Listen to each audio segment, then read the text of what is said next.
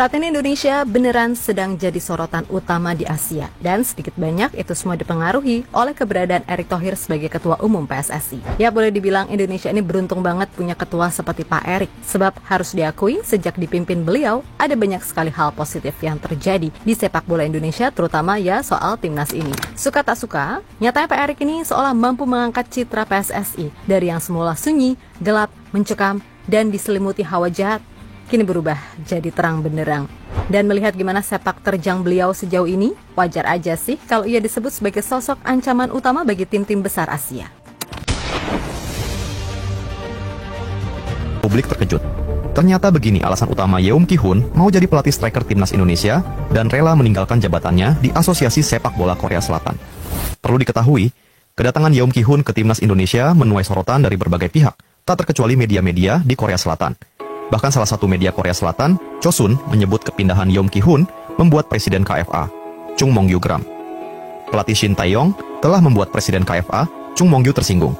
Shin dinilai terlalu mencintai timnas Indonesia sehingga nekat membujuk Yeom Ki-hun meletakkan jabatannya di KFA dan bergabung dengan timnas Indonesia, tulis Chosun. Chung Mong-gyu merasa heran dengan apa yang dilakukan Shin Tae-yong, yakni memboyong pelatih-pelatih hebat dari Korea ke Indonesia.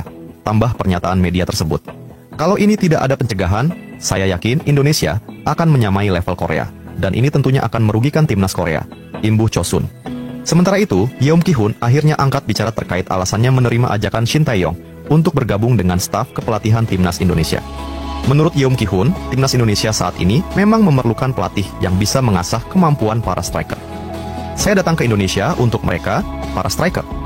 Saya lihat pertandingan Indonesia saat melawan Irak, dan saya pikir pemain depan Indonesia sering membuang peluang untuk mencetak gol, ujar Yeom Ki-hun. Itu menjadi PR utama saya bersama Coach Shin di sini. Saya minta doanya kepada fans Indonesia agar kami para pelatih bisa membawa Indonesia ke Piala Dunia. Coach Shin Tae-yong baru-baru ini membeberkan targetnya bersama timnas Indonesia untuk kualifikasi Pildun ronde ketiga pada awak media. Ya, Coach Shin menargetkan hal yang masuk akal, di mana dia ingin Indonesia finish di posisi 3 atau 4 agar masih berpeluang lolos Piala Dunia dengan bermain di ronde keempat. Ya, kalian semua pasti sepakat jika ini target yang masuk akal. Pasalnya peringkat 1, 2, dan 3 kemungkinan besar akan diperebutkan oleh Jepang, Australia, dan terakhir adalah Arab Saudi. Dan Pak Erick Thohir selaku ketum PSSI sekalipun bahkan tak memberi target lolos ke Piala Dunia pada Coach Shin Tae-yong, mengingat saat ini skuad timnas Indonesia juga sedang tahap pembentukan dan perkembangan. Indonesia sendiri memang berpeluang finish di 4 besar jika bisa mengalahkan Bahrain dan Cina di laga tandang maupun kandang. Dan pastinya kedua negara ini juga memasang target yang sama dengan timnas Indonesia. Kalau menurut kalian, apakah Coach Shin Tae-yong akan bisa mencetak rekor baru di timnas dengan lolos ke ronde 4 sob? Silahkan beri komentar. Jika dulu kita sering dibuat gedek dan kecewa oleh PSSI, kali ini beneran. Asli, kita nyaris selalu dibikin senyum oleh federasi yang satu ini. Terbaru keberhasilan PSSI memperjuangkan Martin Paes agar bisa main buat Indonesia, sungguh dirasa amat sangat membahagiakan. Sebab semua tahu, kalau kiper yang satu ini punya kualitas yang bisa sangat berguna bagi Indonesia buat bertarung melawan tim-tim besar Asia. Dan bukan tak mungkin, selain Paes, nama-nama macam Kevin Dix, Ole Rummenigge, Mauro Zylstra, hingga Eliano Reinders bisa segera nyusul. Yap, emang kelihatannya mustahil, tapi berulang kali kita dibuat terperangah oleh hal-hal yang semula dianggap mustahil. Dan lagi-lagi Erick Thohir adalah sosok yang berulang kali menepis segala hal yang awalnya nggak mungkin menjadi mungkin. Dan semua juga tahu, kalau di round ketiga khususnya grup C, Jepang adalah tim yang paling diunggulkan. Hal yang wajar, karena dari segala sisi, Jepang emang punya segalanya untuk itu. Dan sebaliknya, Indonesia yang dianggap bau gentur ini tak lebih dianggap sebagai tim hore. Akan tetapi, pelatih Jepang Hajime Moriyasu secara tegas mengatakan kalau ia justru lebih tertarik dengan Indonesia dibanding tim lainnya. Baginya, progres timnas Indonesia di bawah Shin Tae-yong dengan metode potong generasi serta menggabungkan para pemain keturunan dianggap adalah cara yang terbilang bagus untuk mengangkat level permainan timnas Indonesia.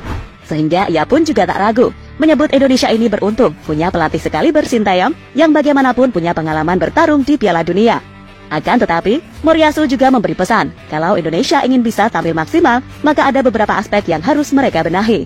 Indonesia berkembang pesat di bawah kepemimpinan pelatih Shin Tae-yong. Tentu saja kami perlu menunjukkan performa yang lebih baik dari sebelumnya untuk menghadapi mereka.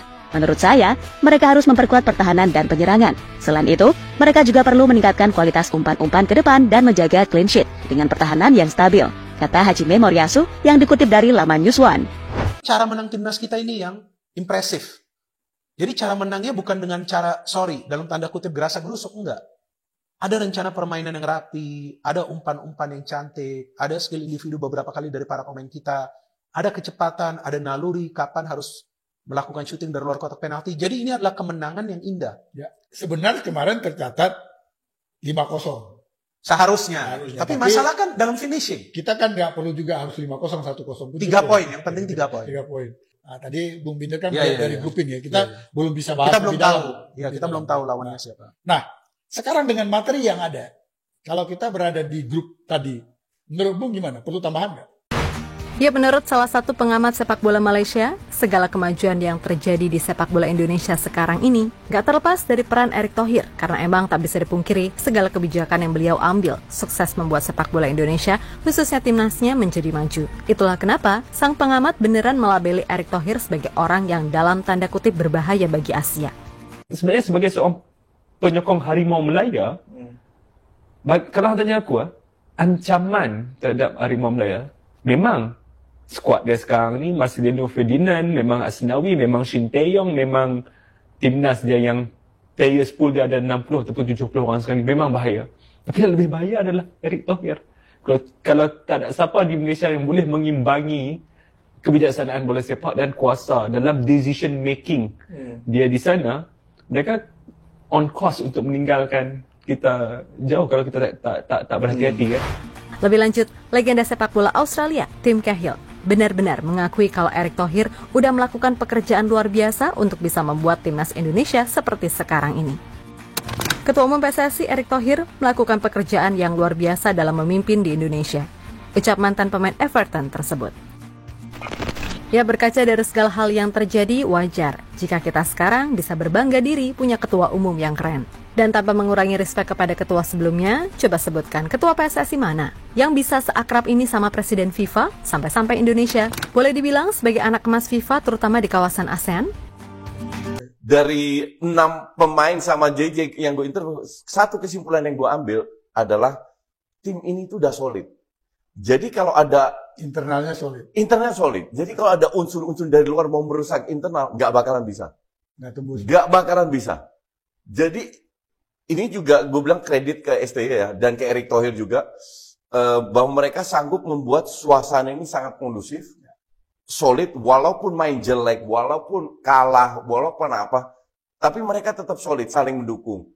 Yap, terlepas dari itu semua, baru-baru ini Roberto Mancini, sebagaimana dilansir dari TV One News, mengungkapkan secara tersirat jika laga melawan Indonesia adalah laga yang dirasa bisa menjadi kunci. Bahkan menurutnya, pertandingan melawan skuad Garuda dianggap jauh lebih penting dari laga melawan Bahrain ataupun China. Selain tentu saja laga melawan Indonesia adalah laga perdana. Pengamatan Mancini soal kekuatan timnas Indonesia juga menjadi alasan lainnya. Baginya, Indonesia punya potensi besar serta dinilai punya para pemain muda menjanjikan.